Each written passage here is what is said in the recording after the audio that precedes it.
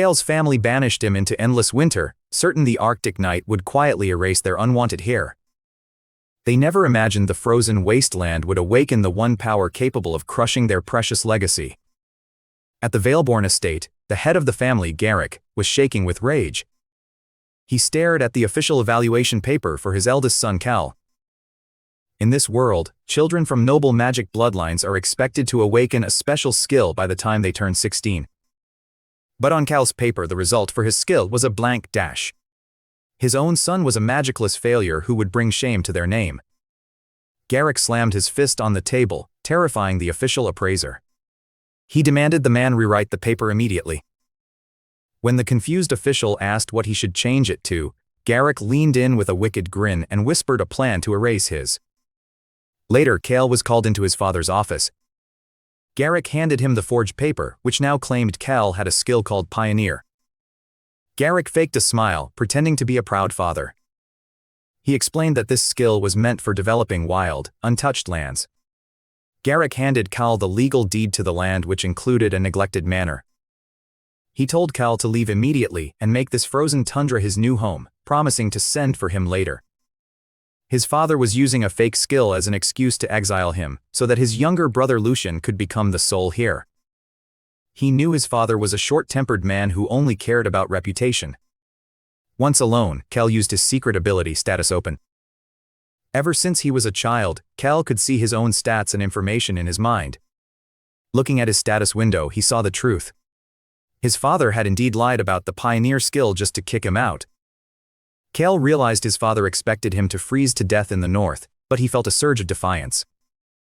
He decided he would survive in that wasteland and build his own paradise far away from his toxic family.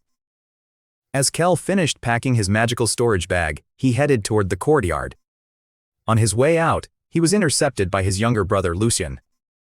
Lucian, with his signature arrogant smirk, mocked Kael for being sent to the middle of nowhere. He told Kael to stay there for 20 years and never come back. Kael tried to walk past him, but Lucian suddenly kicked him hard in the shin, sending him crashing to the floor. As Kael curled up on the ground, Lucian began brutally kicking him in the stomach and face.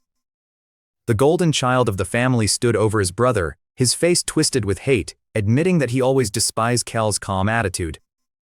Kael could do nothing but take the beating, knowing that this was the final goodbye from the family he was leaving behind. Lucian grabbed Kael by the hair, forcing him to look up. His eyes were bloodshot with pure hatred as he snarled that Kael was heading to hell and would never return. After slamming Kael's head into the floor one last time, Lucian walked away. Kael wiped the blood from his face and stood up, burning the image of his brothers back into his memory. They saw his beaten face but said nothing. Kael climbed down a long ladder into a tunnel flanked by the mage to ensure he didn't run. They reached a small chamber deep underground where a massive ancient magic circle was carved into the wall. This was a teleportation array used only for emergencies or reaching the family's most remote land. Kael realized why they were using magic instead of a carriage. The Arctic was too far for horses. His safety didn't matter to them and they wanted him gone instantly. The mages activated the circle with a liquid catalyst and a chant. The wall seemed to melt, forming a glowing, swirling hole. Kael stepped through, feeling a strange watery sensation. When he looked back through the semi-transparent film of the portal, he saw the mages talking. He realized they couldn't see or hear him anymore. He overheard them saying they had orders from Garrick to destroy the magic circle. Immediately after he passed through, the portal vanished, turning back into a solid wall. Kael was officially cut off from his family forever, but instead of sadness, he felt a strange sense of relief. He walked toward a bright light at the end of the tunnel and ran outside. He was greeted by a world of blinding white snow and a fierce blizzard. The cold was unlike anything he had ever felt. It was agonizingly painful, like ice being pressed into his skin. He tried to run back into the tunnel, but it had vanished. The portal had been the only thing keeping the cold out. As Kael collapsed in the snow, his consciousness fading from the extreme cold, a voice echoed in his head. Immediately, the cold resistance passive skill activated. The biting pain and the feeling of his skull being crushed vanished instantly. Warmth rushed back into his body and his blood began to flow normally again. Even though he was surrounded by a deadly blizzard, he felt perfectly fine. He started laughing hysterically, realized he was actually going to survive. He lay back in the snow, watching the flakes melt the moment they touched his warm skin. He checked the property deed his father had given him. A magic red dot showed his current location, and it was a long walk to the manor. As he trekked through the storm, heat glowed within him, as though a small sun burned inside his chest. He opened his status window and was shocked. His base stats had tripled, while his mana had surged from under 100 to more than 1100. It seemed that because the Arctic was so cold, his cold resistance skill was working overtime, constantly gaining experience and leveling up his entire body. To keep his energy up, he pulled a piece of Manhwa's restoring chocolate from his bag and kept moving through the whiteout. Kael took out the Manhwa's restoring chocolates his teacher had given him. These were a gift for his graduation, and he felt grateful that his teacher had looked out for him back home. He popped one into his mouth, and the intense sweetness was so good that he couldn't help himself. He ate all 6 in one go. His mana refilled almost to the max, but now he was out of recovery items. He decided to head toward the manor his father had gifted him, hoping the shelter would let him rest and save his mana. While trekking across the snow, he heard desperate shouting echoing from a nearby cave. He looked inside and saw 3 elves. 2 of them were huddled around a third girl who had collapsed. The fallen girl was a dark elf with silver hair, and she looked like she was drifting into a permanent sleep from the cold. A blonde elf noticed Kael and called out, causing the red-haired leader to jump up and rush toward him. Desperate, the red-haired elf begged Kael for help, asking if he had any magic to save her friend from freezing to death. When she grabbed his wrist, she gasped. Kael explained it was due to his Iceman skill.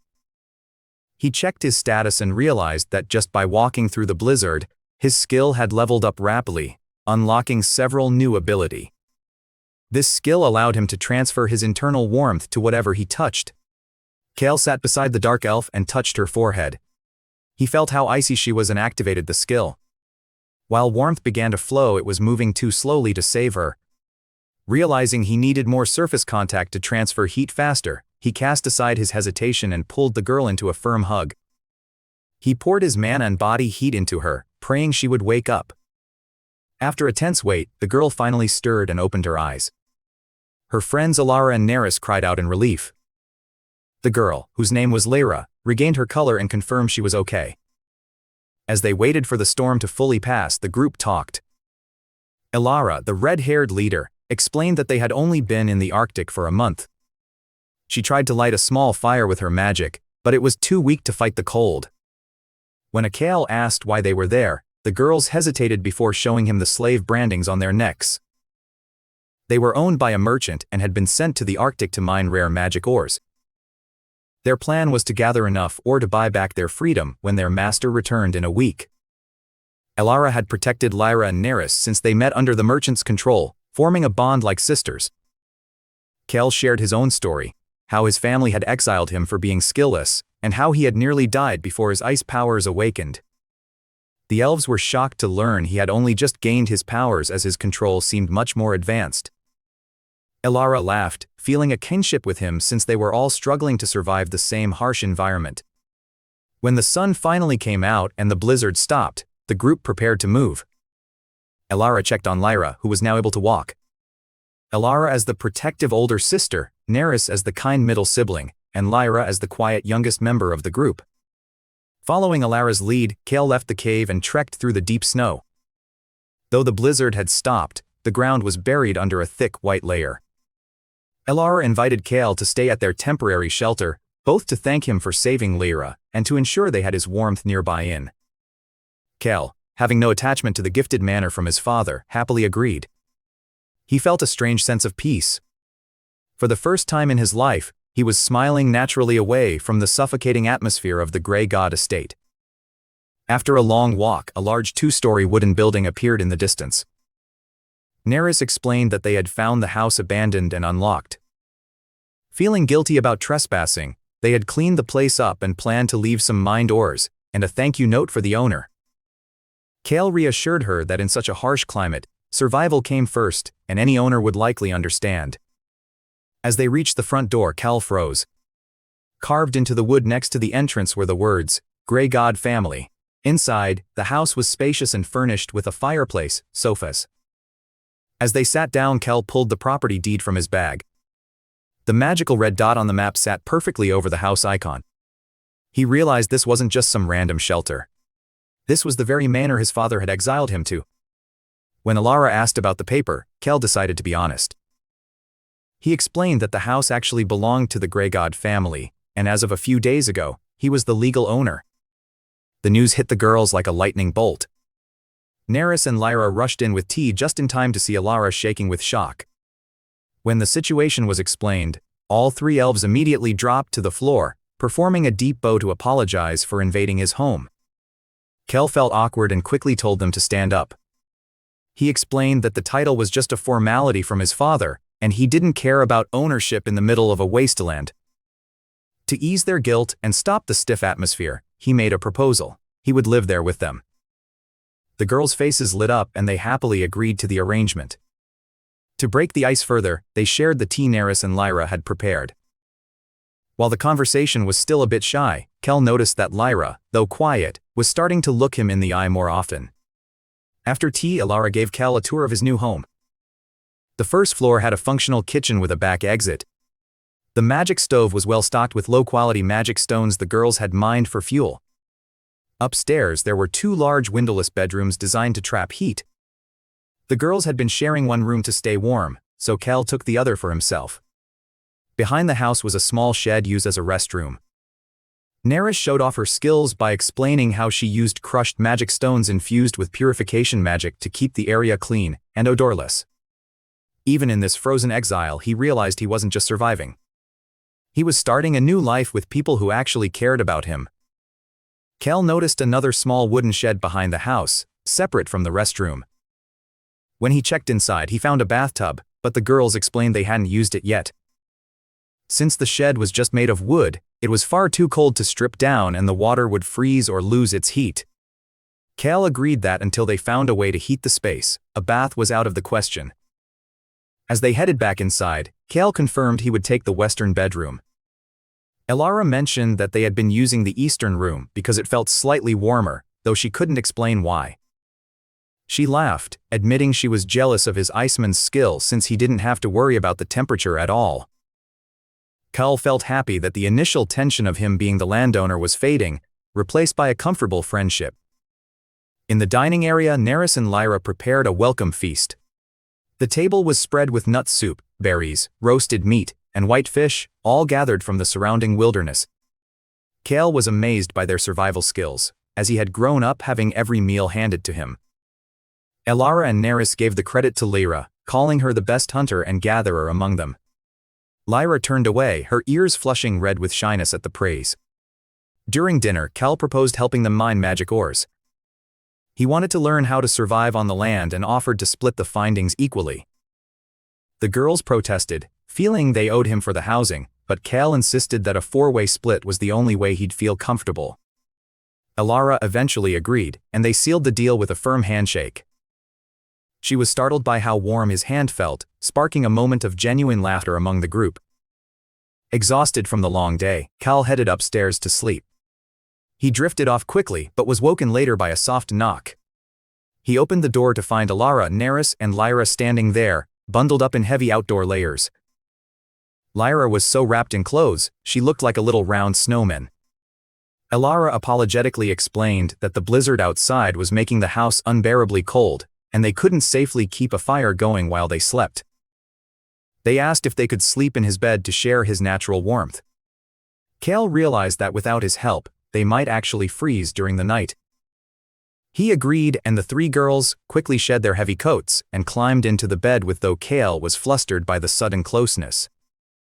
As they huddled against him, the physical warmth combined with a sense of belonging he had never felt before. The stress of his exile and the betrayal of his family faded away, and he fell into a deep peaceful sleep. The next morning, Kael woke up to a brightly lit room thanks to a glowing magic stone someone had activated. As he shifted, he realized Elara was still sound asleep next to him and her clothes had shifted in the night. He quickly looked away, pulling the covers over her to give her some privacy. Despite the slightly awkward morning realization, he felt a sense of relief seeing that everyone had made it through the night safely. After waking up, Kael noticed Elara's troubled expression in her sleep and gently smoothed the frown from her forehead. Once she relaxed, he quietly left the room to find Neris and Lyra already preparing breakfast. As Kael sat down to eat the delicious meal they prepared, he suddenly found himself overwhelmed with emotion. Tears began to fall as he realized how happy he was. He told the girls that before coming here he had no skills and felt completely useless. But meeting them made him feel truly valued for the first time. Neris and Lyra hugged him warmly, crying with him and thanking him for saving them and giving them a home. Elara soon joined them, having woken up feeling cold the moment Kael left the bed. She jokingly complained about being left out of the warmth, mistakenly thinking Kael was just sharing his heat with the others. Seeing her messy bed head, they all laughed and the bond between the four of them grew even stronger. Kael realized that while Elara was the leader outside, Neris acted like the responsible older sister at home. After breakfast, the group headed out to the mining site where the girls had been working. The area was filled with massive pillar-like chunks of ice that contained high-quality magic stone. Elara explained that these stones were valuable enough to let someone live like royalty in a city, but the ice surrounding them was incredibly tough. Even with magic-enhanced strength and fire spells, Elara could barely scratch the surface. Kael stepped forward to try his luck. Using his newly unlocked Ice Crush skill, he touched the massive ice pillar. Within seconds, the entire structure cracked and shattered into tiny pieces. He picked up a deep blue magic stone from the rubble perfectly intact. What usually took them days of backbreaking labor, Kael had accomplished in an instant. With Kael shattering the pillars and the girls gathering the stones, they worked with incredible speed.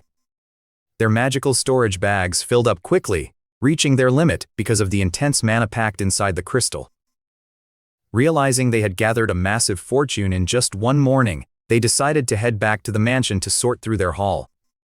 Back at the mansion, the floor was covered in a stunning array of magic stone.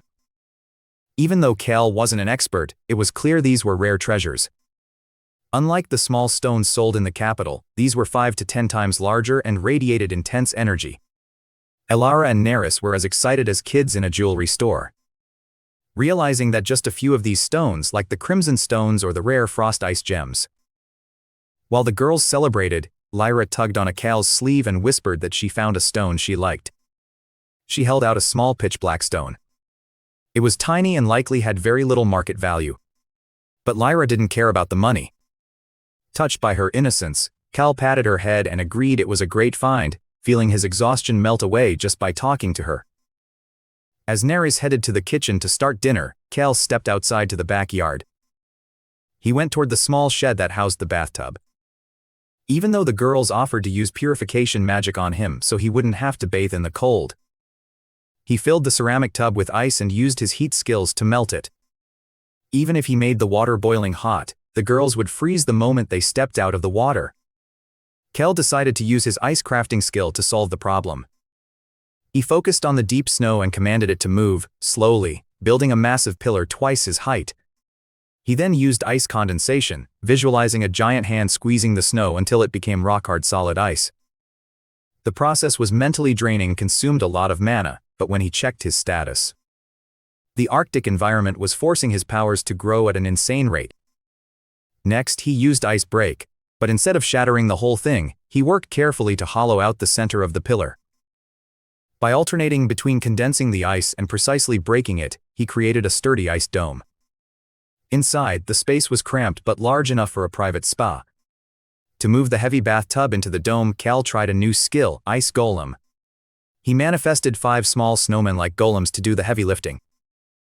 They waddled into the shed, picked up the tub, and carried it into the new dome. After having them fill the tub with snow, Kael dismissed the golems and used heat release to melt the snow into steaming hot water. The thick condensed ice walls acted as perfect insulation. Because the ice was packed with mana, it didn't melt from the steam or heat. As Kael was testing the strength of the walls, the girls came outside, drawn by the strange new structure. They rushed over, amazed by what he had built in such a short time. Lyra peeked inside and immediately ran into the dome, followed by Elara and Neris. While Neris realized that Kael had built this specifically for them, Since Kael was immune to the cold, he could have bathed in the drafty shed. Kael smiled, realizing he was finally using his powers to make life better for the people he cared about. Kael felt a bit worried that the girls might not need the bathhouse since they used purification magic, but he explained that he wanted. Neris was moved to tears, realizing he had built it specifically for their comfort. Kael asked for only one thing in return, that Neris used her purification magic to keep the bath water clean, since it was just melted.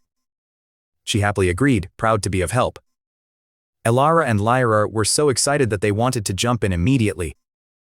Neris tried to stop them, insisting that Kael should use it first as the owner, but Kael didn't care about the order.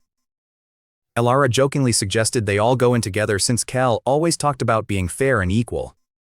She argued that since he built it for them, it would be rude not to enjoy it together.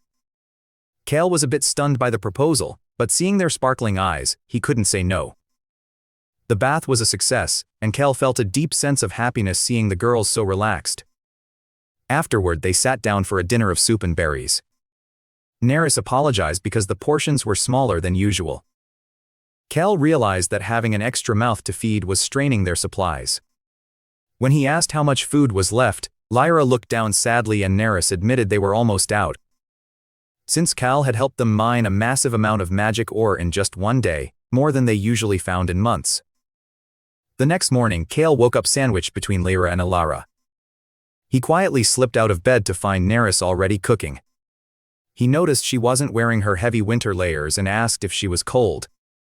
Neris mentioned that the house actually felt like it was getting warmer lately, though she wasn't sure why. Kael felt a cozy sense of peace as they waited for the others to wake up. Once everyone was ready, they headed out into the snow. While the house felt warmer, the outside was still freezing. The girls shivered and Kael used his heat-sharing skill to keep Lyra warm as she rode on his back. They trekked through the white wasteland, laughing like they were on a field trip instead of a survival mission. Neris acted like the responsible teacher, scolding Elara when she tripped while playing around. Eventually, they reached a patch of hardy bushes peeking through the snow. Elara reached into the shrubs and pulled out a handful of purple berries, the same sweet ones they had eaten for dinner. She popped one into Kael's mouth, grinning as he praised the taste. While the girls began harvesting the fruit, Kael used his powers to clear the deep snow. Moving together as a team, they began filling their bags, grateful for the simple joy of finding food in the frozen wild. As Kael uses his heat skill to melt the snow around the purple berries, he realizes these plants aren't rooted in the soil. These are water berries, a fruit that thrives on mana. He focuses his mana into the snow around the plants, causing them to sprout new buds and grow rapidly right before their eyes. This trick allows him to harvest a massive amount of berries instantly. Seeing this, Neris suggests they take some plants back to the mansion to start their own garden. Kael agrees and harvests a few whole plants to transplant, though he warns Elara and Lyra, who are already covered in berry juice. After the harvest, Kael notices the girls' hands are bright red and freezing from the snow.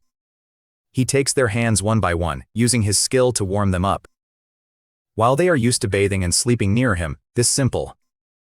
The group continues further away from the house led by Elara, until they reach a vast flat snowy plain. Elara reveals that they are standing on a massive frozen lake. Kael uses his ice crush skill to blast a perfect hole through the thick ice, impressing the girls with his control. Since they don't have gear, the girls explain that elf heir is incredibly strong and conducts mana perfectly. A small playful rivalry breaks out as Flare. Neris and even Lyra all insist that Kael use their specific hair for his line. To keep the peace, Kael suggests a compromise. He braids strands from all three of them together to create his fishing line. They attach a small magic crystal as a hook and use one of the fresh berries as bait. Ready to see what they can catch in the icy depths. Kael drops his line into the ice hole, expecting a long wait, but the fishing is surprisingly fast. Lyra pulls up a fish almost instantly and soon Draz feels a tug on his own line. He pulls up a thick 30-item fish with ease. Elara and Neris are also catching fish one after another. In less than 10 minutes, they have about 30 fish, plenty for their needs. As they pack up, Elara puts the fish into a bag and uses a spell to make it feel weightless. She explains that while they don't have specialized skills like Kael, elves are naturally good at using magic for daily life. On the walk back, Lyra suddenly senses danger and tells everyone to stop. She points to the ground beneath Elara just as the ice shatters. A massive sea beast, looking like a giant walrus with thick skin and sharp tusks, lunges out to attack. Elara and Neris draw their daggers, but Lyra steps forward and asks to handle it herself. Lyra moves with incredible speed, jumping onto the beast's head and ending it quickly with her knives. Kael is stunned by how strong and skilled she is. After the fight, the three girls expertly carve up the meat. They decide to take it all back as it's safe to eat and lasts a long time in the cold.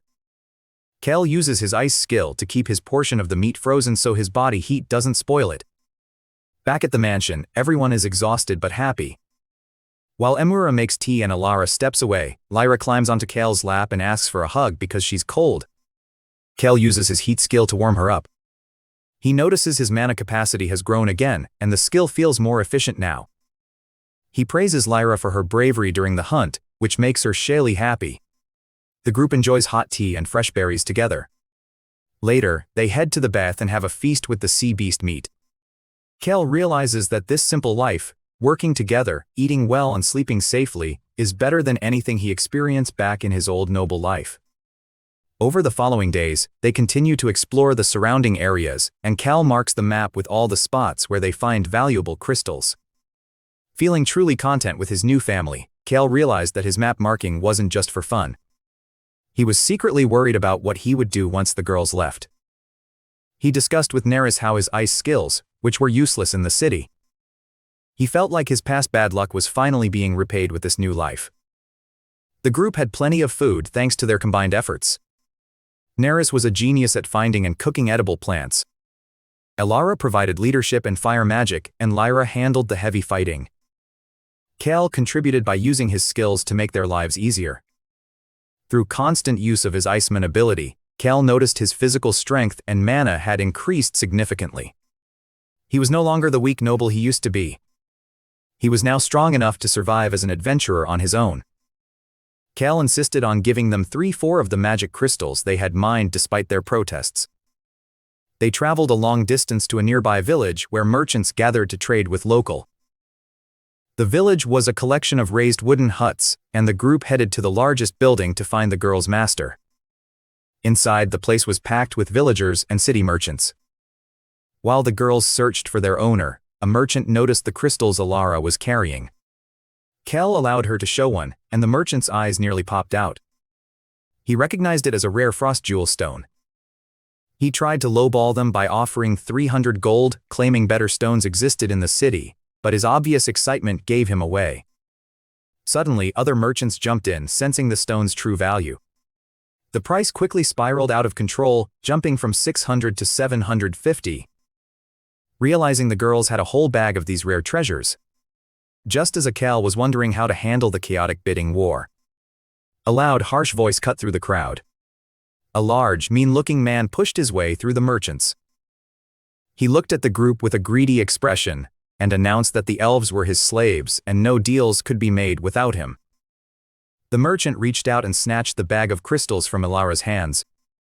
Elara, who had been brave even against giant sea beasts, was now trembling like a small animal. She desperately asked if they would finally be free if she handed them over.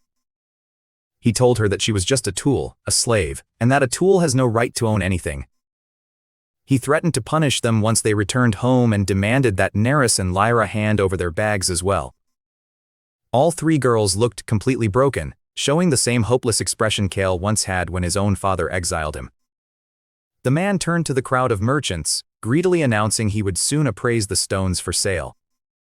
He asked the man to confirm if the elves were truly his slave. When the man arrogantly said yes, Kael dropped a bombshell. He claimed the elves had trespassed on his private land and mined those crystals without permission. He added that they had even been living in his mansion illegally. The merchants in the room began to whisper as the situation shifted. Kael turned to Elara, who was stunned, but she caught his desperate gaze and quickly played along, confirming his story. Kael then pressured the man, saying that as their owner, he was responsible for their crime. The man tried to argue that there was no proof of where the stones came. He even offered to take the other merchants to the sites as witnesses, promising them crystals as a reward. The The crowd immediately sided with Kael, eager to get a piece of the treasure. Kael demanded the crystals back, calling them stolen property. The man's face turned red with fear in the merchant world. Being labeled a thief is the ultimate disgrace. He handed the bags back to Kael, but gripped them tightly, unable to let go of the wealth. Seeing his greed, Kael offered him a way out. He pretended to be furious at the elves for invading his land and suggested that he should be the one to punish them directly. If the man officially released the girls from their slave contracts and handed over their custody. He played on the man's greed, making it seem like the man was getting a lucky break. When the man hesitated, wanting all the crystals, Kael threatened to take everything back and sue him for damages instead. Terrified of losing everything and facing a massive fine, the man quickly agreed. He shouted that they were both victims of the sneaky elves and formally dissolved the slave contracts on the spot. Kael took the bags and thanked the surrounding merchants for their patience. Kael calls out to the gathered merchants, offering a rare magic crystal to anyone willing to act as an official witness to the deal. The room erupts as everyone fights for the chance to sign. One merchant skilled in legal documents quickly drafts a formal contract. The owner must terminate the slave contracts immediately and never interfere with the girls again. And he cannot try to reclaim the crystals later. The greedy man, terrified of a lawsuit and eager to keep his half of the stolen treasure, signs without hesitation. To finalize the act, the man arrogantly tells the girls they are no longer his slaves and must now serve a dras to pay. As he officially dissolves the contracts, the slave marks vanish from their skin. To keep up the charade, Kael pretends to be a harsh master and asks for a rope to tie them up. He refuses to make them his own slaves, claiming he wants them to remain free individuals just so he can punish them properly. The merchants buy the story, and one even gifts Kael a high-quality rope in exchange for a crystal. Kael ties the girls' hands, ignoring their teary eyes to avoid breaking character. He thanks the former owner who is now bowing and scraping and barks at the girls to move. Once they leave the hut, the girls try to thank him, but Kael maintains his stern voice until they are safely away from the village. As they walk, Kael spots a group of villagers with sleds pulled by fluffy magic dogs. He approaches a friendly young man he met earlier and asks for a ride back to his mansion. Since he has no gold, Kael offers to pay with the magic crystals. Kael promises him a sled full of frozen meat and fish waiting at the mansion, and the youth happily agrees. The group piles onto the sled and Kael is amazed by the power of the magic dogs. They move with incredible speed, turning the long journey into a thrilling ride. However, while Kael and Lyra enjoy the trip, Elara and Neris end up looking pale and motion sick. When they arrive at the mansion, Kael immediately cuts the girls' ropes and has Lyra help the others inside to rest. He shows the youth the stash of sea beast meat, fish, and berries stored in the snow. The young man is stunned by the amount and quality of the food, identifying the creatures Kael had hunted. The young man shared his knowledge of the local wildlife and how the villagers cook the meat. He was amazed that Kael could hunt so much without knowing the land. So, Kael honestly explained his skills and showed off by creating an ice spear from the ground. The youth was impressed, mentioning that most villagers don't have magic. Kael felt deep respect for the people who could survive in such a harsh place without special powers. Kael loaded the sled with a massive amount of food as payment. Even though the youth felt it was too much, Kael insisted, noticing how loyal and smart the magic dogs were. The youth politely refused, explaining that the dogs are like family to the villagers. However, he told Kael about the white caribou, highly intelligent, deer-like creatures with white fur and large horns that live nearby. He suggested that if Kael could win one over, it would be a great help. Kael thanked him for the advice, and they parted ways as friends, with the youth inviting him to visit the village anytime. As soon as Kael stepped back inside the mansion, all three girls lunged at him, hugging him and sobbing with joy. Now that they were safe and away from the village, they let out all their pent-up emotions, thanking him over and over for saving them. Kael felt a wave of happiness, realizing that despite his past bad luck, these days with the girls were the best of his life. Once everyone calmed down, they sat down for tea to discuss the future.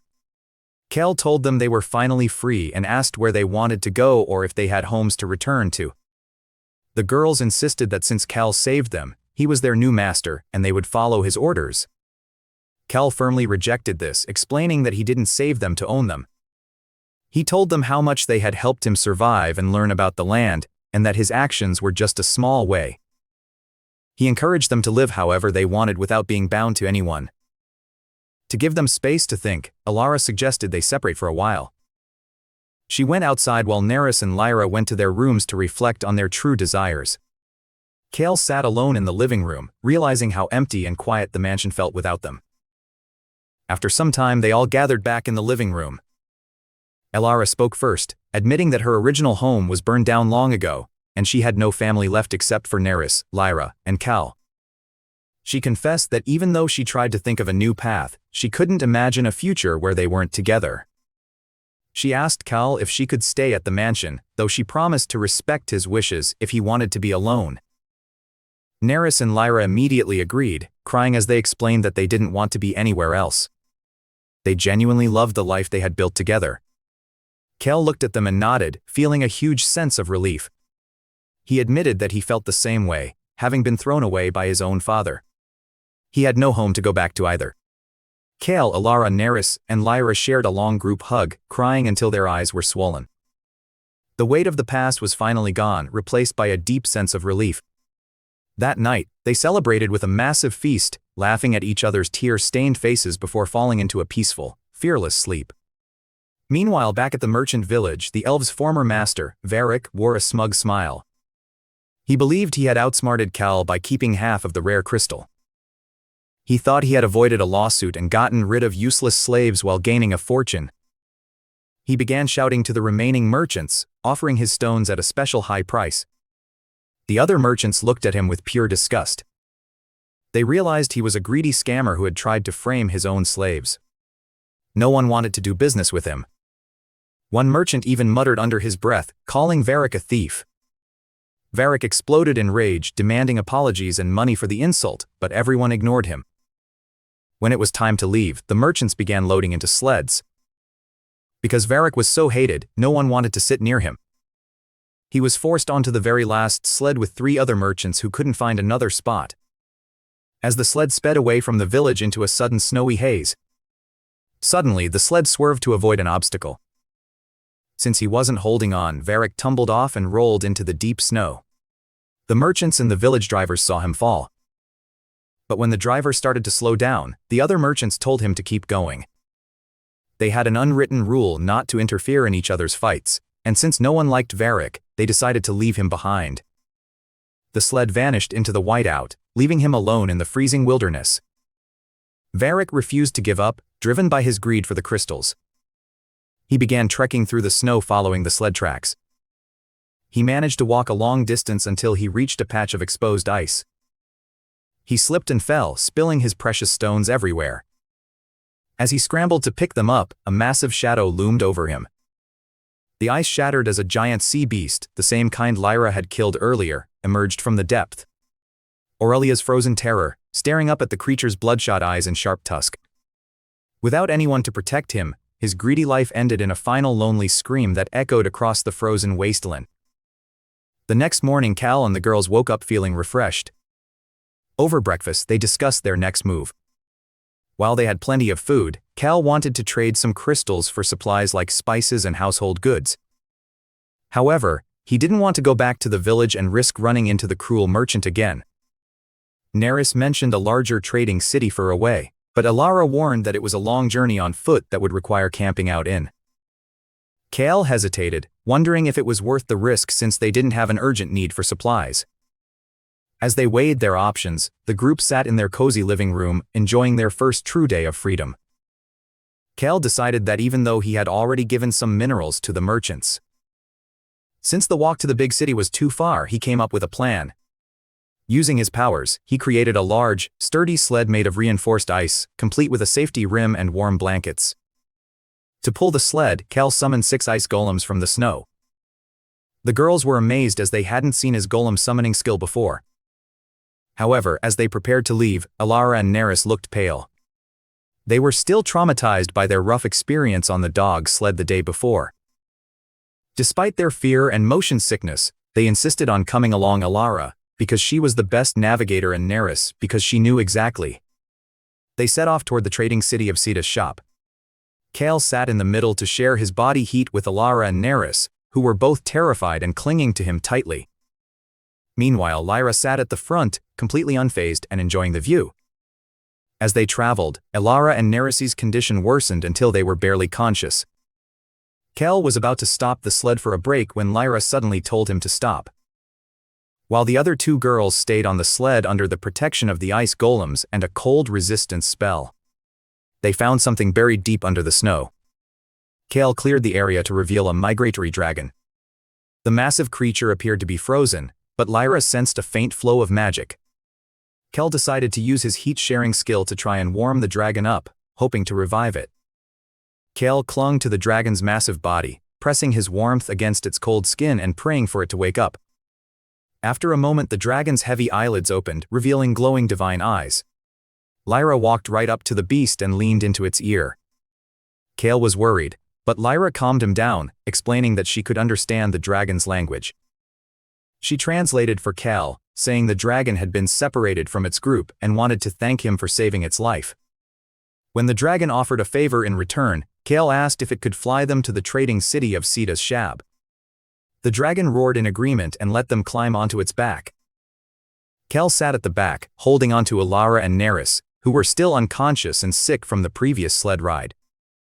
They left the ice sled and golems behind, and within moments, they were soaring through the clear sky. The flight was incredibly fast, and they reached the city much sooner than expected.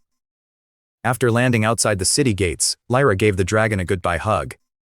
Kael thanked the creature and used his cold resistance skill to give it a permanent blessing. As the dragon flew away, Kael and Lyra headed into the city. Since they didn't want to draw attention, Kael carried Elara on his back while Lyra carried Neris. Sita's shop was a proper city with shops and inn. Kael knew he needed to sell some magic stones to get local currency and find a place for the girls to rest. Lyra pointed out a jewelry shop and they headed inside. They were greeted by a kind old gentleman who noticed the girls were unwell. He immediately brought out chairs and placed them near a magic heater so the girls could recover from the cold. Kael showed the man one of his high-quality magic stone.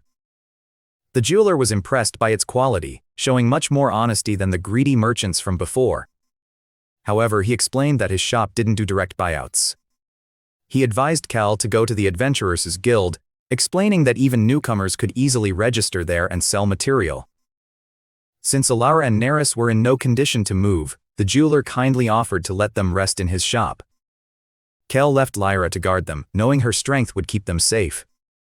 He headed down the street and found the guild, a large dome-shaped building with a sign featuring a shield and spear.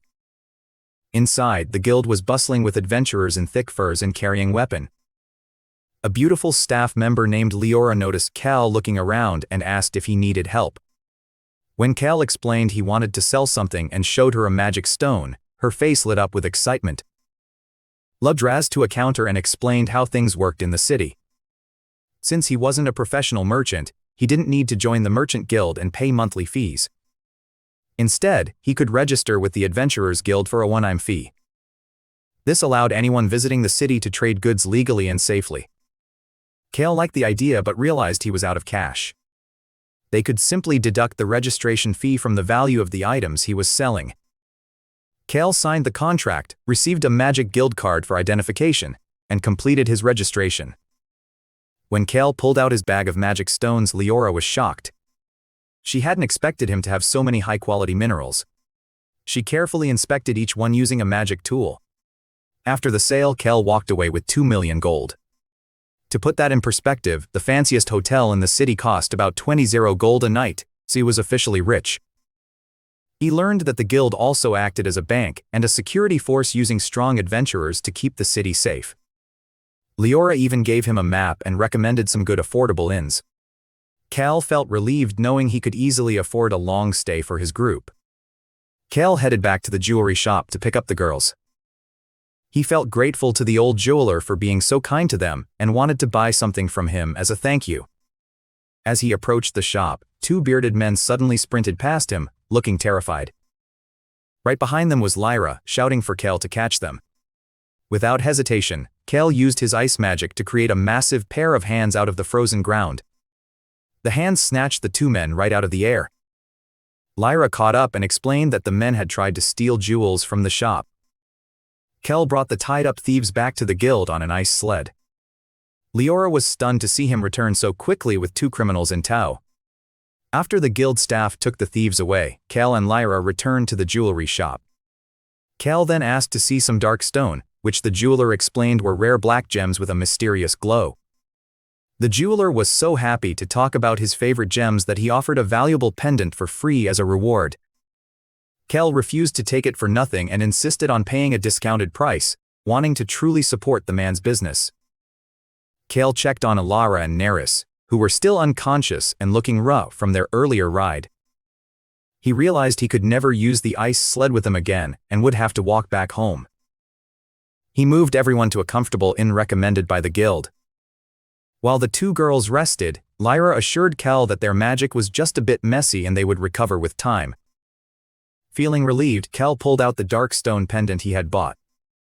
He reminded Lyra how she liked the black stones they had mined together and gave it to her as a thank you gift.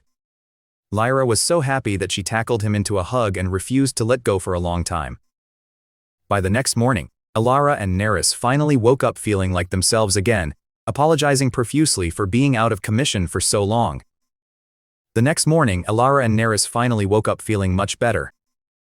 They felt terrible about getting so sick from the sled ride, but Kael comforted them, saying he was just glad they were okay. Since Lyra was still fast asleep, they decided to let her rest and headed downstairs for breakfast. The inn's dining area was incredible, filled with the smell of rich stews, soups, and fresh fruits. Kael had picked a high-end place using the money from the guild. Elara and Neris were stunned by the variety. Back at their home, Neris did her best with limited ingredients, but here the food was packed with spices and flavors they hadn't tasted in. They all ate until they were completely stuffed before heading back to their room. When they returned, Lyra was awake but still very groggy. Kael caught the girls up on everything that happened while they were unconscious how he visited the jeweler. He told them about the map he received and his plan to go shopping for supplies they could take back to their mansion. Since they had plenty of funds, they decided to head out into the city. Lyra was still sleepy, so carried her on his back. As they walked through the snowy streets, they discussed what they needed. Elara wanted to stock up on healing potions just in case. Neris wanted household items and spices for cooking, and Lyra quietly whispered that she wanted a new weapon. Kael led them to a shop recommended by the guild called Pokalua Life and Magic. As they entered, a mechanical wooden bird chirped to announce their arrival. The shop was owned by an old woman in thick winter gear and was packed from floor to ceiling with all sorts of strange. It looked like a treasure chest of random gadgets. Lyra finally perked up, jumping down from Kael's back to explore the shell. Meanwhile, Neris found a section filled with colorful powders and liquids. She excitedly explained to Kael that these weren't just for magic. They were rare spices and seasonings made from magical plants. One powder made food spicy, while another liquid had a unique sweet and salty flavor. Kael, imagining how much better their meals would be, told Neris not to worry about the price and to buy everything she needed. While Neris started picking out seasonings, Elara called Kael over to another part of the shop to show him what she had found. Elara pointed out some green recovery potions on the shelf, which looked bitter but effective. Each bottle cost 40 gold, and while it wasn't cheap, Kael agreed they should keep some in stock just in case. He left the final quantity up to Lara's judgment. She then hesitantly showed him another bottle containing a strange liquid. The shop owner, an old woman behind the counter, chimed in to explain that it was Golden Bee distilled liquor, a powerful revival medicine. She explained that just smelling it helped, but drinking it would instantly clear a person's foggy mind, even in the middle of a blizzard. Elara admitted she wanted it because she and Neris felt so sick on the sled and she hoped this might help. Kael firmly shook his head and told her that he had no intention of making them ride a sled ever again. He suggested they could find another way or simply walk back home. They weren't in a rush and could camp out if needed. He put the liquor back on the shelf and they finished their shopping. They bought the spices Neris selected, the recovery potions Elara suggested, and a white caribou horn for Lyra. Next, they visited a weapon and armor shop run by a burly man named Kael. The walls were lined with massive swords, axes, and shields. Lyra pointed to a giant, heavy hammer, When Kael handed it to her, the owner laughed, thinking it was far too heavy for a young elf girl. He jokingly suggested she try it out on a wooden training dummy nearby. The other adventurers in the shop snickered, expecting her to fail. She took a short run, jumped into the air, and slammed the hammer down.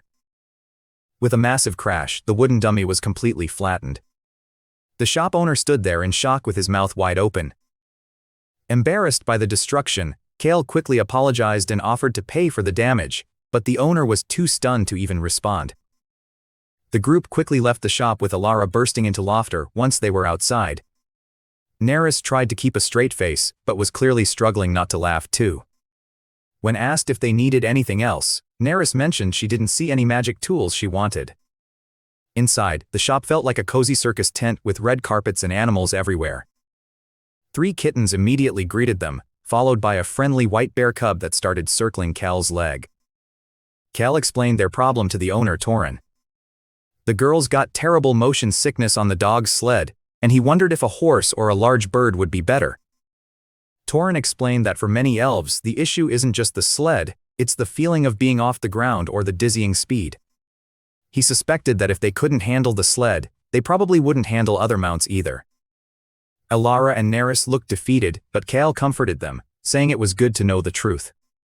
He suggested that instead of a beast, they should try a different shop nearby that might have a better solution for their travel needs. As they prepared to leave, the white bear cub refused to let go of Kael's leg. Even when Torin tried to pull it away, the cub gripped tighter, digging its claws into Kael's pants. The cub looked up at Kael with big, pleading eyes. Realizing he couldn't just leave the little guy behind, Kael sighed and asked what the cub usually ate. Torin told him the cub wasn't picky at all and would eat anything from meat and fish to grass and vegetable. Kael looked down at the small white cub still clinging to his leg. Torin explained that the bear was raised by humans and was very tough, capable of surviving on its own. Feeling a sense of responsibility for the lonely creature, Kael decided to adopt it. After paying Torin, the cub let go of his leg and allowed itself to be picked up. Kael tucked the cub's favorite blanket into his jacket pocket, and the little bear crawled inside, happily poking its head out. The girls were delighted by their new companion, though they decided to wait until they got to know its personality before picking a name. Following Torin's advice for a better way to travel, the group headed to a nearby brick building labeled Fireplace Transport. Inside, the air hummed with the sound of machinery, and 3 long lines led toward massive roaring fireplaces. A friendly dwarf in brown overalls greeted them and explained the system. They used a magical teleportation network fueled by magic stone. Kael watched as a customer handed over a ticket. The dwarf attendants tossed red stones into the fireplace, turning the flames yellow. The customer stepped directly into the fire and vanished instantly, having been teleported to their destination. The dwarf leader led them to a large wall map to calculate the cost. Their mansion was located at the very edge of the transport range, and the price was steep, 500 gold per person. While Elara and Neris felt guilty about the high cost, Kael insisted on paying it to avoid another grueling sled ride. The dwarf suggested they settle the payment now so they could receive travel vouchers. He also explained that they could lower the cash price by contributing their own mana into measuring baskets filled with magic stones. Any extra mana provided beyond the travel cost would even be bought by the guild to help other travelers who lacked magic. Kael decided to go first to see how much of the fee he could cover. He hadn't checked his stats in a while, but since his cold resistance skill had been running constantly in the Arctic weather. Hoping to save the girls from overexerting themselves, Kael reached both hands into the basket of cool red magic stones and prepared to release his. Kael began pouring his mana into the basket of red magic stone. The dwarf attendant's eyes lit up as he watched the scale. To avoid any strain, Kael released his energy slowly, watching the dull red stones begin to glow brighter. The attendant briefly stepped away to help another customer, telling Kael to keep going. Frustrated by how slow the process felt, Kael decided to check his status. He hadn't looked at his numbers in a while, because they had started to reach terrifying levels. His mana sat at a staggering 128,593. Realizing his capacity was far beyond normal, he decided to test his limits. He closed his eyes and increased the output, watching his mana count drop rapidly from 120 down toward 10. He felt fine, finding the process surprisingly easy. When the dwarf returned, he let out a shocked scream. Kael opened his eyes to find the stones had transformed from dull red into a brilliant flickering blue, the sign of maximum monosaturation. A crowd of other dwarves gathered, staring at the scale in total disbelief. Without a word, they grabbed the basket and hurried Kael and the girls into a private back room. The leader of the transport hub, a thick-set dwarf, bowed deeply along with his staff, apologizing profusely. He explained that Kael's mana was worth over 11 million gold, enough to cover the shop's profits for several months. Usually they stop a transaction if the value exceeds 1 million gold, but since the attendant had stepped away, Kael had accidentally overfilled the stone. Kael apologized for the trouble, but the dwarf leader was too excited to be annoyed. He explained that they couldn't possibly pay out that much cash on the spot. Instead, he made a special proposal that was rarely offered to customers.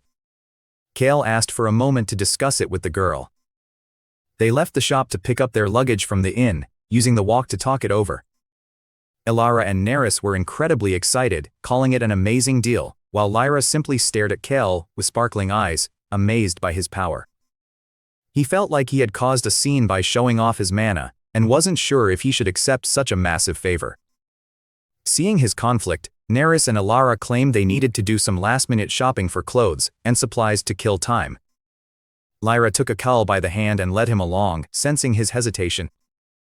As they walked through the snowy streets, the group spotted a nearby shop and decided to head inside.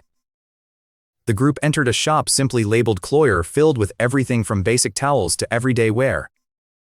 An old, stubborn-looking man was busy working at a large machine, weaving thread into high-quality fabric. Neris was amazed by the craftsmanship, noting how fine and elegant the material looked.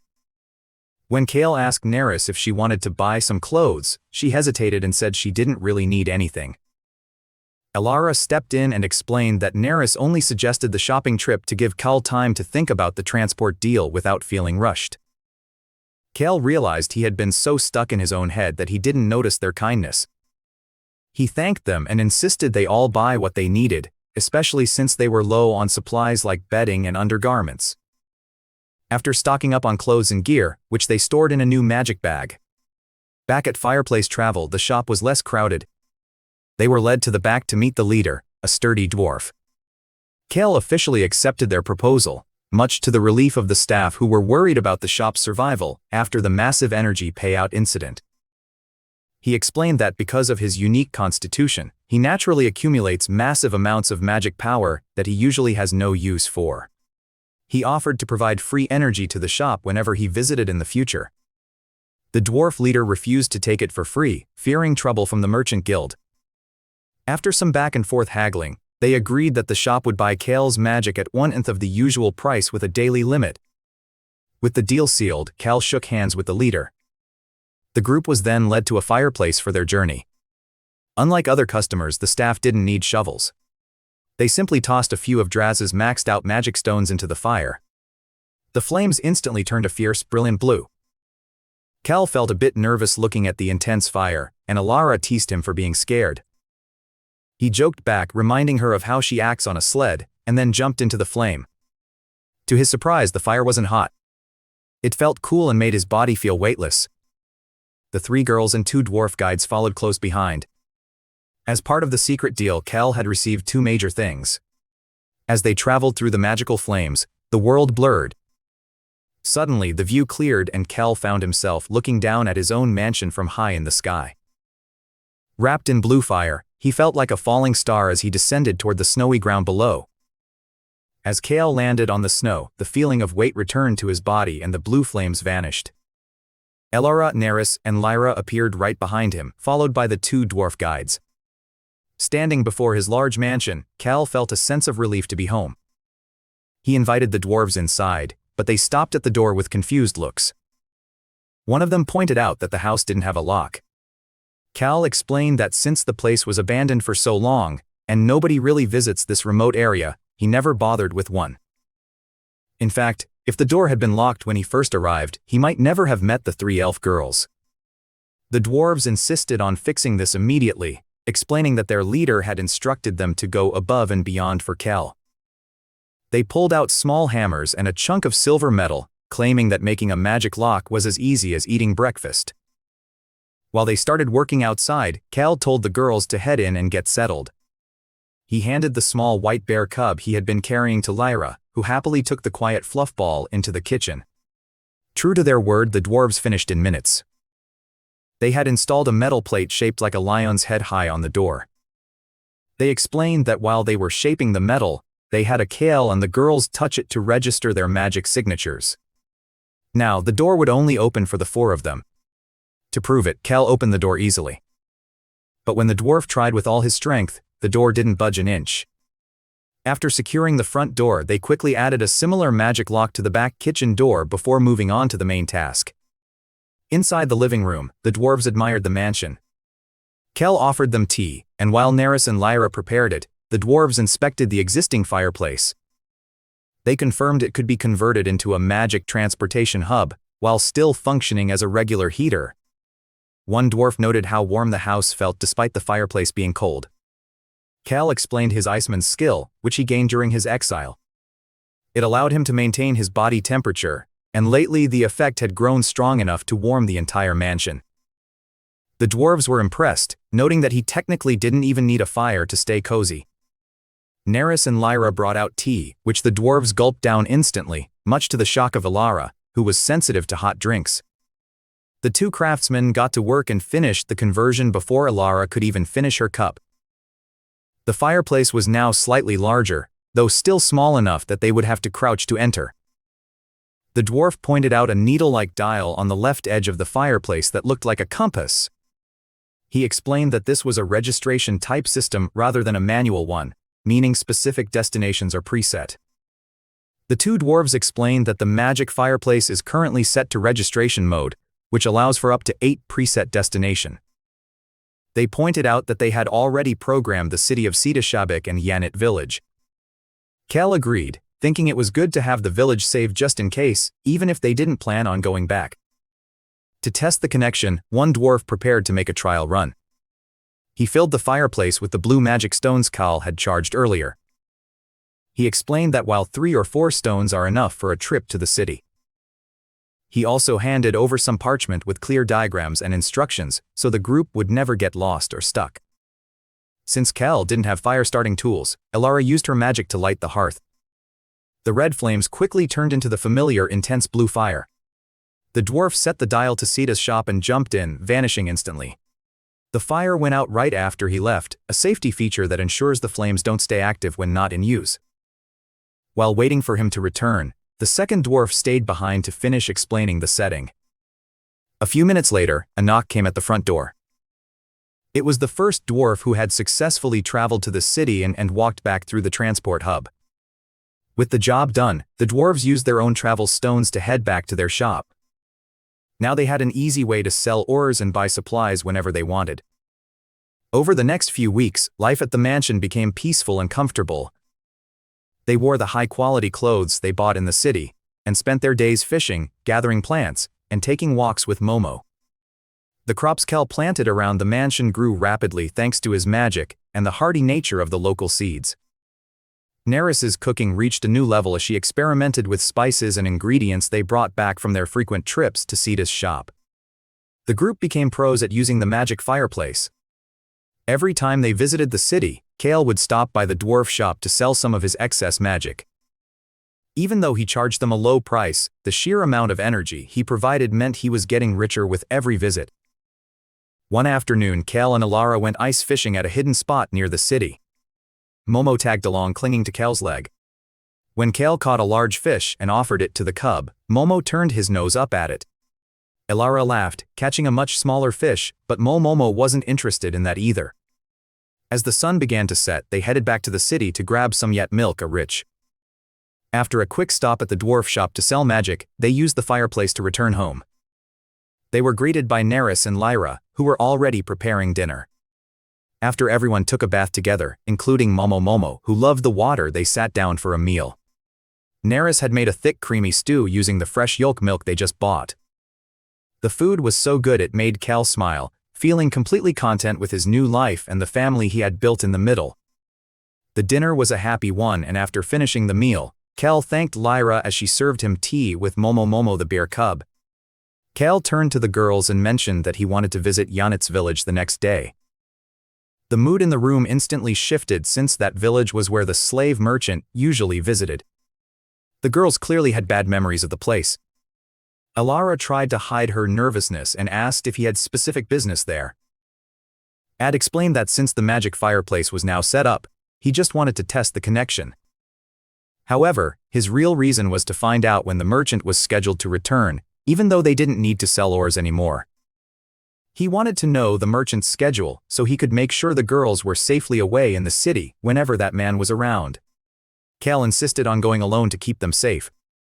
Elara worried about how he would get back since the fireplace only worked one way from the village. Kael planned to hire the friendly young man who had helped him with a dog sled before, confident he could find his way back with professional help. Lyra suddenly spoke up and offered to go with him since she didn't mind the cold, but Kael turned her down. He used Momo as an excuse, asking her to stay behind and babysit the clingy cub. Though the girls were clearly anxious about the merchant, Kael reassured them he would only be gone for a day or two. He promised to come back in time for another one of Neris's delicious meals, which made her smile. The next morning, Kael said his goodbyes and used the fireplace to travel to Yanit village. Upon arriving, he noticed the atmosphere was heavy. He eventually found the young man who had helped him previously and learned the shocking reason for the village's tension. It turned out that during the merchant's last trip back from the village, something terrible had happened. The merchant had fallen off the sled and was left behind in the frozen waste. The other merchants in the group hadn't even bothered to stop for him because a person was lost under their watch. The village was now in deep trouble with the merchant guild, and the friendly relationship they once had with the traders was ruined. Kael realized that the man who had caused the girls so much suffering was likely gone for good. But the fallout was now threatening the survival of the village. The young man, whose name Kael finally learned was Aldrich, explained the situation in more detail. Even though the village leader, Edorf, had initially abandoned the nasty merchant to save the others, his conscience got the better of him.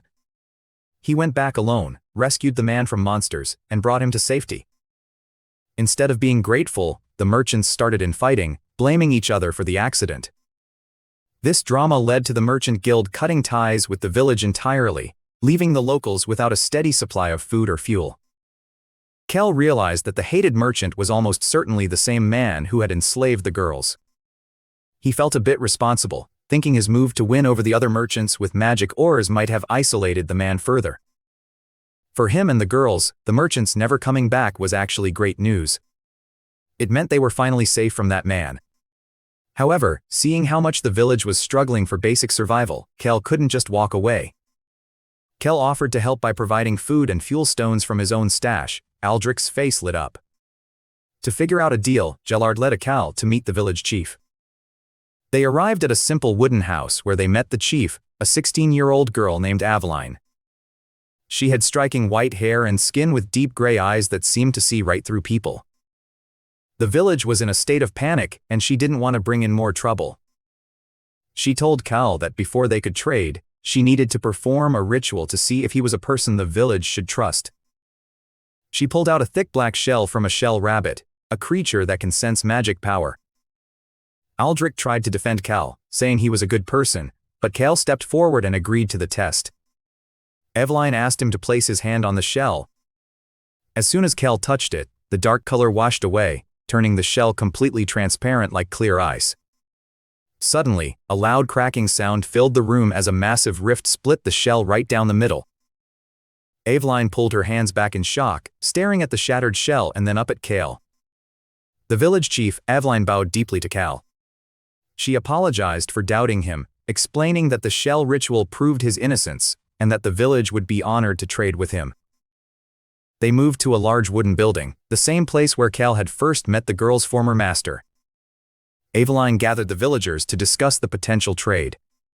While the chief vouched for a Draz, the meeting quickly turned into a heated debate. A cautious group of villagers argued that relying on outsiders was dangerous, especially after the recent fallout with the city merchant. They believed the village should focus on becoming self-sufficient instead of risking another betrayal. Another group disagreed, pointing out that their food and fuel supplies were too unstable to survive without help. They saw Kael's arrival as a blessing they couldn't afford to ignore. The tension boiled over as some blamed a villager named Dwarf for the current crisis, while others defended his choice to save the stranded merchant. The argument became so loud and aggressive that it nearly turned into a brawl.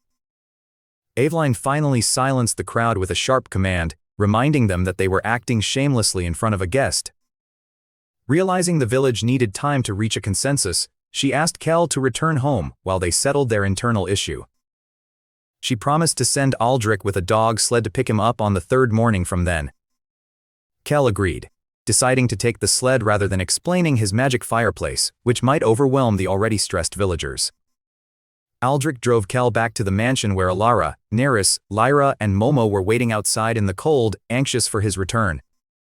They welcomed him back with huge hugs, clearly relieved that he was safe from any lingering merchant trouble. Before leaving, Aldrich looked sad, admitting he wished the village could be as happy and united as Kael's household. When Kael tried to offer him a gift for the ride, Aldrich refused. That night, the girls prepared a special feast to celebrate his return. They served fried walrus meat, spicy soup, and a grain that tasted exactly like white rice. Elara had spent the entire day searching the city to find it because she remembered Kael mentioning he missed it. Kael was touched by her effort, and the happy atmosphere made him realize how lucky they were to have food and warmth. Determined to help the struggling village, Kael decided to spend the next 2 days preparing supplies. The following morning, the whole group, including Momo, used the magic fireplace to travel to Sita's shop. They stepped into the city, ready to stock up on food and fuel stones to show the villagers that trading with Kael would bring them.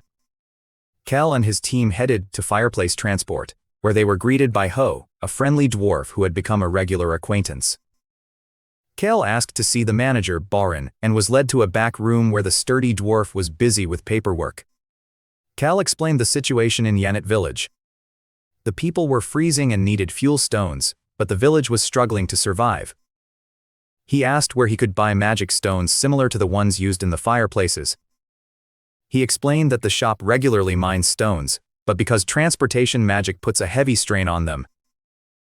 He led the group to a corner of the room filled with a mountain of chipped, dull red magic stones. Since these were destined to be thrown away or given to the guild for free. Realizing that while these stones couldn't power a teleportation hub, they were perfect for heating a regular home. These stones still required mana to produce heat. Most of the villagers couldn't use magic, and Kael worried that the village would become entirely dependent on him to recharge the stones. He asked Borin if there was a special kind of stone that recharged its own energy automatically. Borin hadn't heard of such a thing, but just as Kael was about to leave, following Borin's lead, the group went to Torin's magical beast shop. After greeting Torin and giving Momo his favorite colorful nuts, Kael asked about a creature called a pingwise. Borin had mentioned that this beast had a very unique habit that could help the village. To Kael's surprise, Torin actually had a few in the shop. He explained that a friend had given him some eggs years ago, and since they were easy to care for, their numbers had grown. Torin stepped into the back room and returned with 3 small creatures waddling behind him. Kael was stunned with their black and white heads, gray bodies, and flipper-like wings. Immediately approaching the group without fear, Kael reached out to pet one, and it leaned into his hand, closing its eyes happily. If the rumors about their special abilities were true, these penguins were exactly what the village needed to survive the winter without needing a constant. Kael snapped out of his trance, realizing he had been distracted by the creature's cuteness. He pulled his hand back and asked Torin about the rumors regarding the penguin's special traits.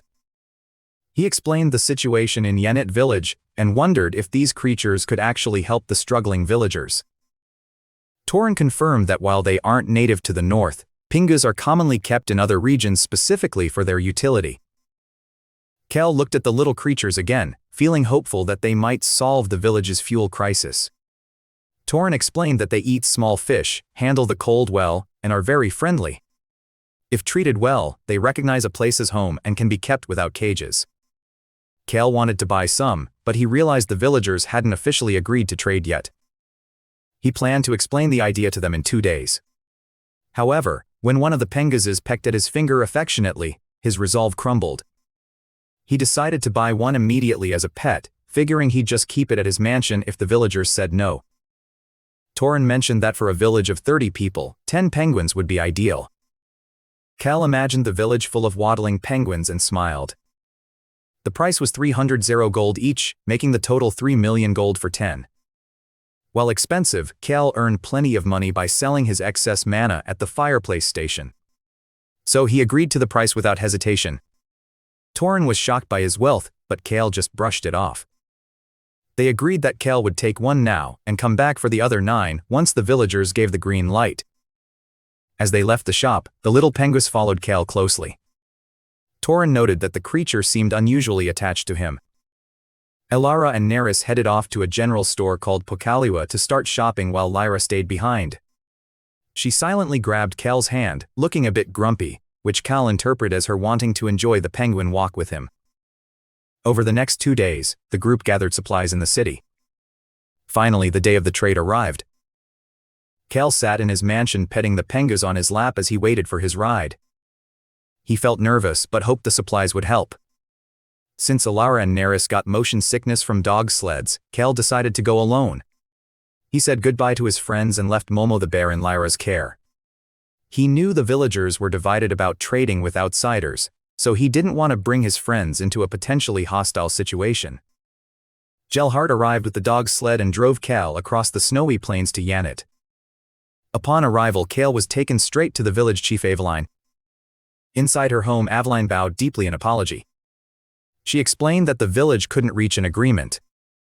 The anti-trade group argued that depending on outsiders was dangerous, because the trade could be cut off at any moment just like before. Even though the deal was off, Aveline offered Kael a collection of items the village had prepared. Tools, jewelry, and clothes made from animal bones, fur and teeth. The items were beautiful and expertly made, explaining why city merchants used to travel so far just to get them.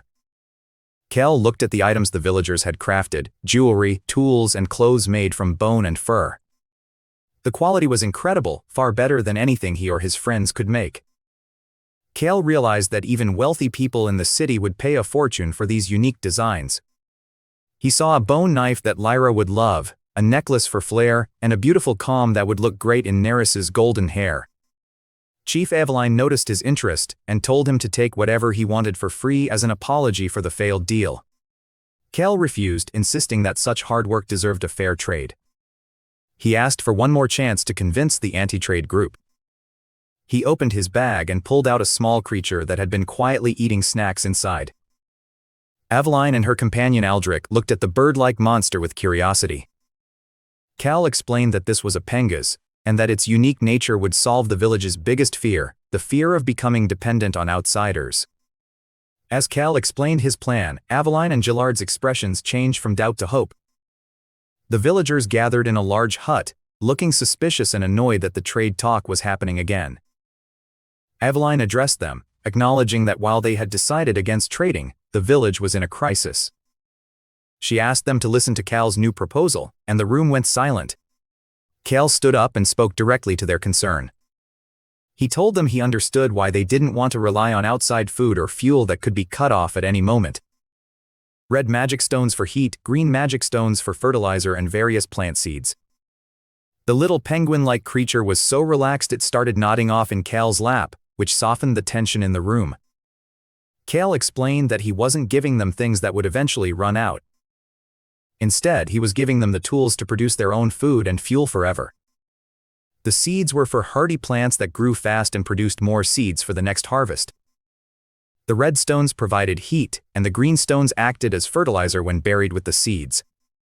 The villagers looked worried because magic stones eventually lose their power and need to be refilled with mana, something most of them couldn't do.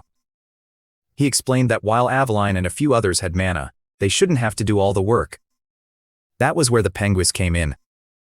He shared a secret he learned from the experts in the city. Penguins have a strange habit of swallowing magic stones.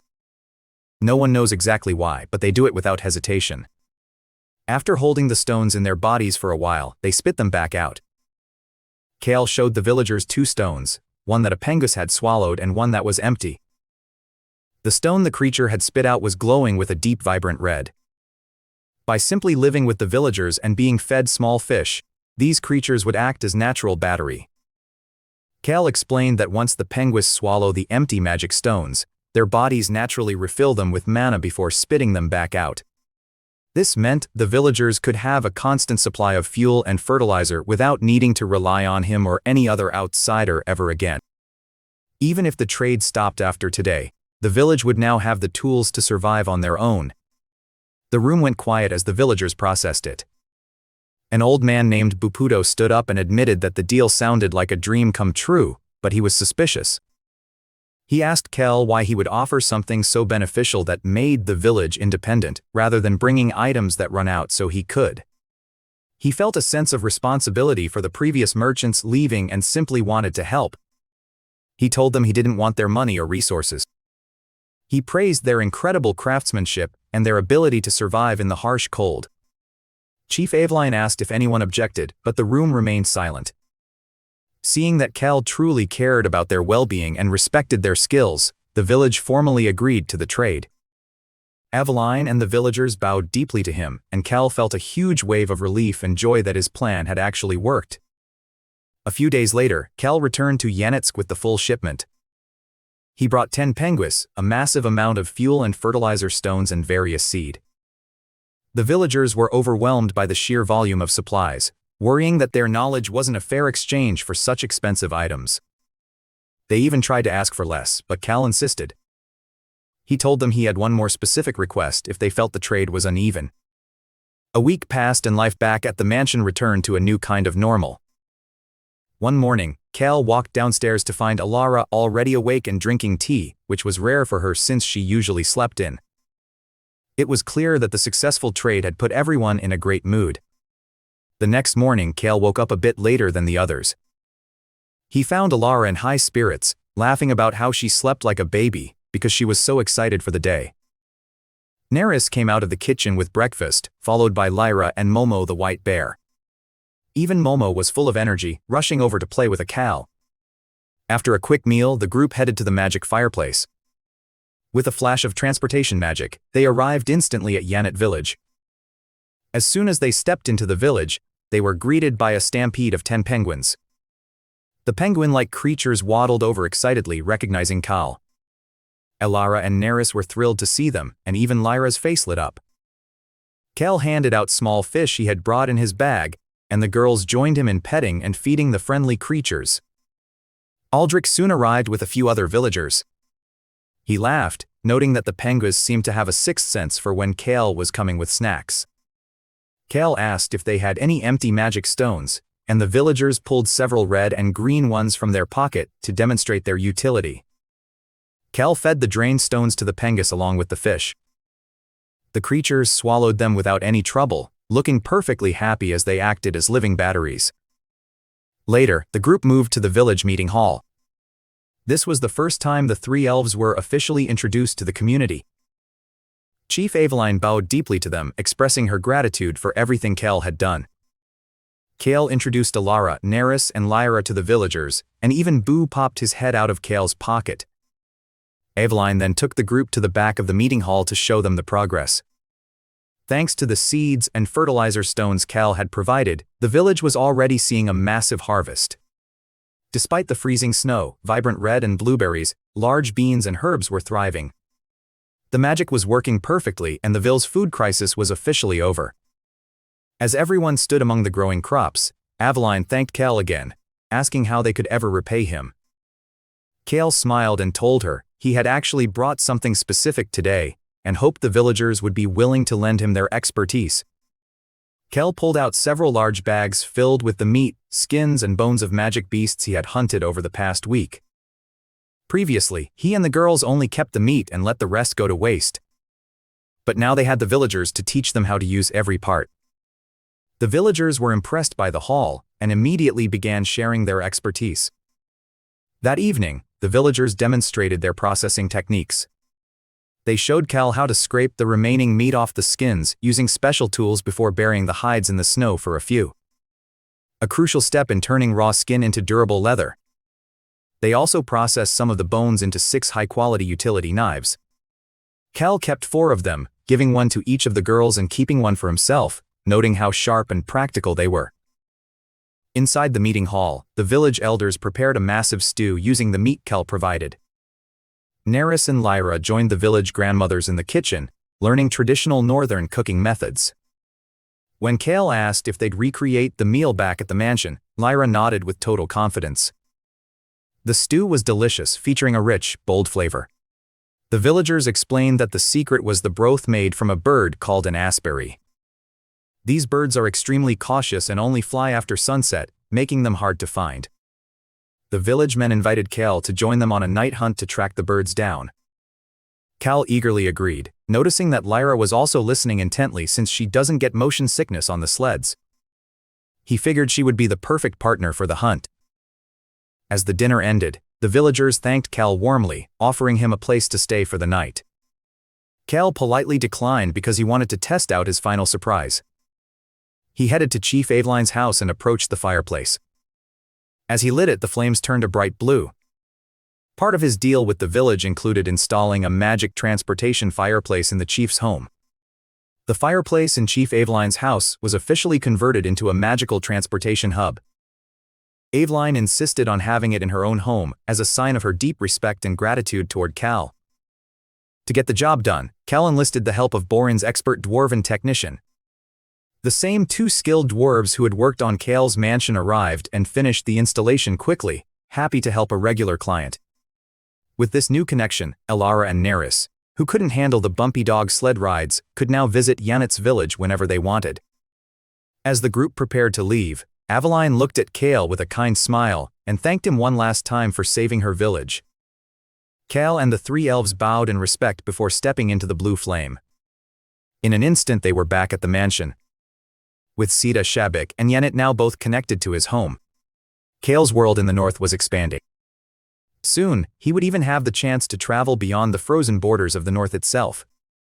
Life in the north had become a dream for Kael. What started as a punishment from his father had turned into a peaceful life with a new family.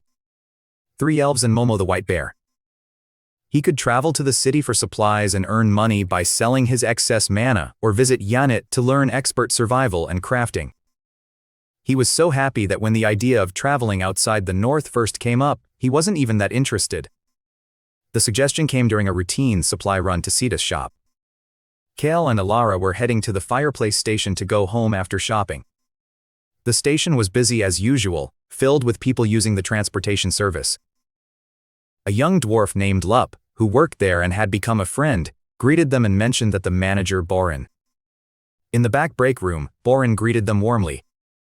Kael thanked him again for the waste magic stones that had saved Yanit village, but Borin brushed it off. He wanted to upgrade the magic fireplace in Kael's mansion. Currently, Kael's fireplace was a registered type, meaning it could only travel to preset locations like the city or the village. Borin suggested upgrading it to a universal type. This version would allow them to travel anywhere, covering much longer distances, even reaching locations outside the north. Kael was hesitant to accept such a big favor, but Borin insisted. He explained that Kael provided the station with massive amounts of mana at a very low price, which allowed the business to run smoothly. To Borin, the upgrade was a necessary way to repay Kael's kindness. Kael realized that because his Iceman skill constantly increased his mana level, he had more energy than he could ever use. He agreed to the upgrade, and the next day, the dwarven team arrived at the mansion. The technicians, a focused older dwarf named Orin and a relaxed one named Perun, quickly finished the job. Orin explained that while the fireplace still handled the complex magic, the universal type required a specific chant to act as a security key. He warned them to keep the chant secret. Kael, Elara, Neris, Lyra, and Momo gathered around to learn the new system. The old needles and location labels for the city and village were gone. Now they'd set any destination as long as the magic stones were charged with enough mana. Since Kael was a walking battery, power was no concern. To practice, the dwarves set a short distance test point right in front of the mansion. Kael stepped up and recited the secret chant, ready to master the new way to travel. The new universal type fireplace required a secret chant to act as a security key. Kael learned that the destination didn't need a specific name. He just had to hold a clear mental image of the place in his head. Kael stepped into the fire, feeling the familiar weightlessness as he soared above the clouds before dropping back down to the snowy ground. Following his flare, Neris and Lyra each practiced the chant and successfully used the fireplace. Finally, they practiced traveling as a group where one person starts the spell and the others jump in before the flames fade. With the system mastered, the dwarven technicians Orin and Peran prepared to leave. Before going, they handed Kael a large parchment map. It showed the entire northern region, and beyond, with little fireplace icons marking every city that had a fireplace transport branch. When asked if he recognized any places on the map, Kael's eyes landed on the Kingdom of Dills. It was his birthplace, the place where he had lived for 16 years before his father exiled him to the frozen wastes for being. While he knew the city well enough to visualize it for travel, the memories were bitter. He remembered his cold parents and his younger brother, Lucian, who had always treated him like an enemy. The dwarves assured him that Dilsit had a transport branch, meaning he could easily find a way back if he ever chose to visit. After they departed, Kael hung the map on the wall, having no intention of ever returning to his old home. He was perfectly content with his peaceful life in the mansion. However, a few days later, a strange sound interrupted their breakfast. The sharp blast of a trumpet coming from the front door. Kael went to investigate and found a beautiful hawk perched outside. It wore a collar with a small leather pouch and had a glowing purple magic stone embedded in its forehead. Suddenly, a voice boomed from the stone, "So you're still alive." Kael immediately recognized the voice of his father. The bird was a magical messenger used by high-ranking nobles to communicate over long distances. Suppressing his anger, Kael greeted him coldly. His father wasted no time on pleasantries, announcing that Kael's younger brother, Lucian.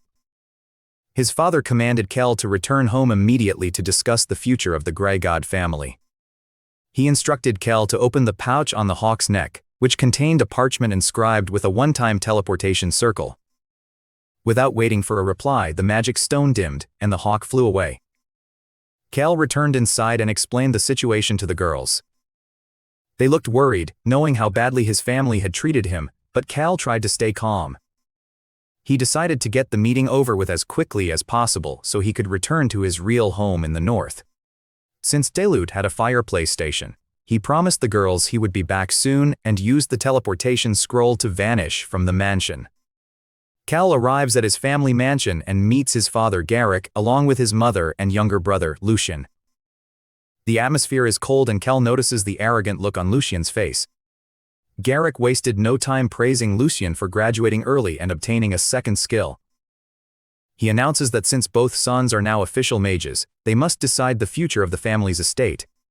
Garrick declares a magic duel between the brothers. The winner gets the right to decide how all the family's land and wealth will be inherited.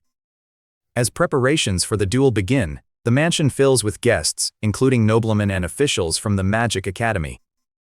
Kael realizes he is being used as a prop to make Lucian look good in front of influential people. During the pre-duel banquet, Kael meets his former teacher, Professor Lyfrin. Unlike others, Lyfrin always supported Kael, even when he lacks skill. The professor notices Kael is surprisingly calm and warns him that while Lucian has 2 skills, he will likely only use the first. However, Lyfrin warns Kael with a serious look that if Lucian tries to use his second skill. Before they can finish talking, Garrick calls Kael away. The duel takes place in the center of the Great Hall inside a magical circle. A transparent barrier rises to protect the audience.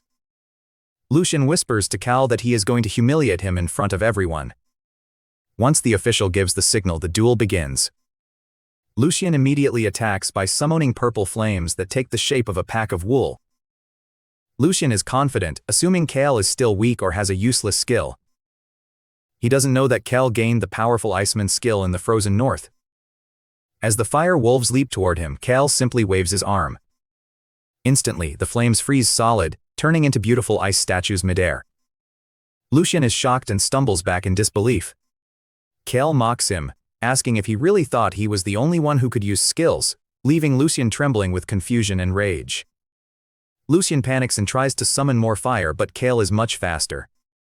With a simple clench of his fist, Kael freezes Lucian's flames instantly. Lucian falls back onto his butt, looking pathetic.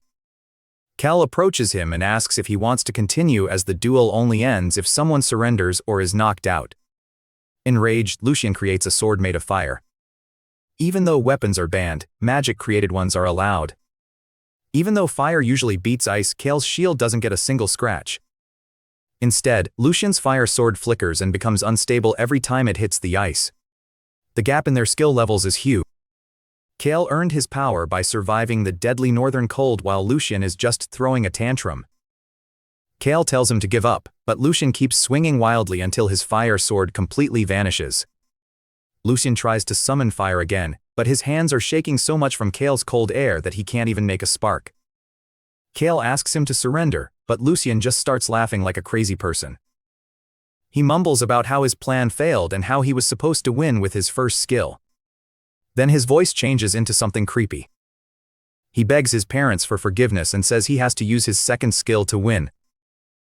As he screams in pain, his body starts to transform into something that isn't human anymore. Outside the magic circle, the audience screams in horror. The teachers from the Magic Academy are shocked and tells his father, Garrick, that Lucian hasn't mastered this dangerous power yet. They demand the duel be stopped before someone dies. He says that since no skills were banned beforehand, the duel must continue until the end, even if it means death. Inside the circle, Lucian is covered in dark shadows. Black arm-like limbs burst out of his back. He looks like a monster with spider-like legs and a dark cocoon where his body used to be.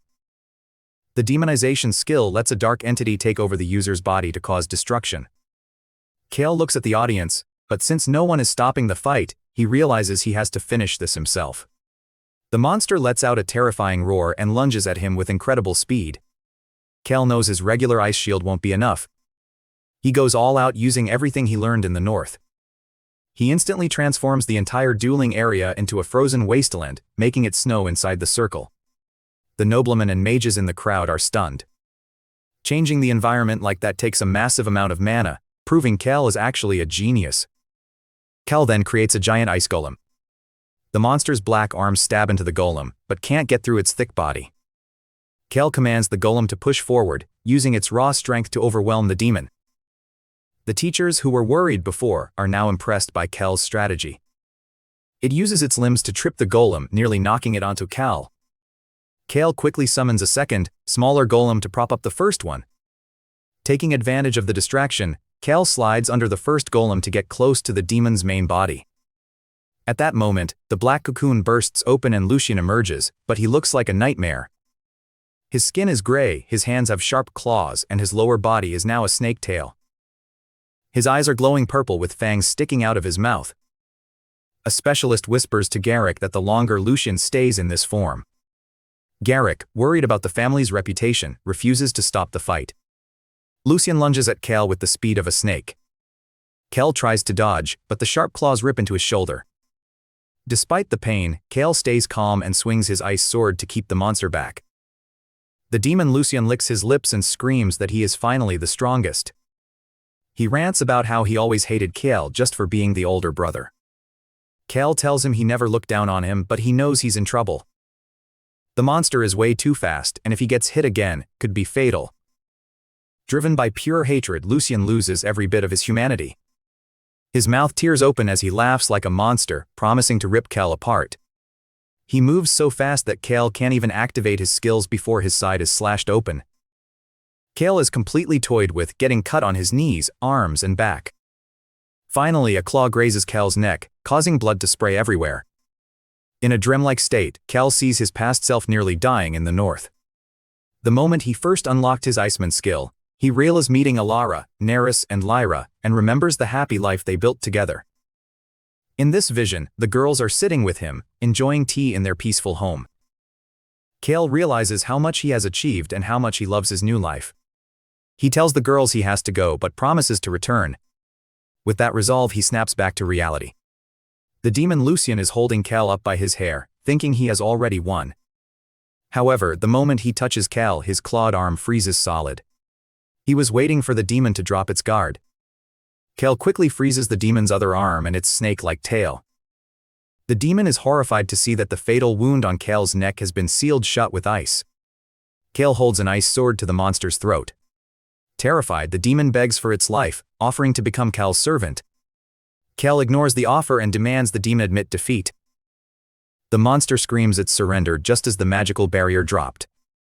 The crowd erupts in cheers as Kael is declared the winner. Magic Academy officials rush in to secure the frozen Lucian while Kael's father Garrick approaches with a fake proud smile. Kael ignores his father and walks toward his old teacher, Professor Lyra. Overwhelmed by exhaustion and relief, Kael collapses into his teacher's arms and loses consciousness. A few days later, the family gathers in the Great Hall. Lucian is a shell of his former self. The demonization cost him his skills and most of his mana, leaving him weak and sickly.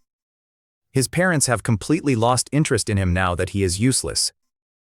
Garrick, now eager to please Kael, presents him with a recommendation letter from the Magic Academy. The very professors who once ignored Kael now want him to join them as a researcher with a path to becoming a professor.